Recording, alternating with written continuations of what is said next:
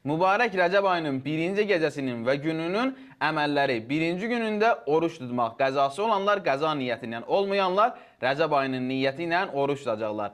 Birinci gecəsində və günündə qusl etmək və əgər eləyə bilirsə hər ikisində qusl edin, eləyə bilmirsə birində qusl edin. Müstəhəbdir, savabı çoxdur. Hər kim Rəcəb ayının əvvəlində, ortasında, axırında qusl edərsə, Allah Teala onun günahlarını yeni doğulmuş körpə kimi bağışlayacaq. Gecəsində əhya saxlamaq, gecəni oyaq qalıb dua, ibadət, zikr ilə, Quran tilavət etmək, istiğfar etmək, zikirlər demək, ibadət etmək, namaz qılmaq, bunlarla məşğul olmaq, tövbə etmək, tövbə quslu da verə bilərsiniz.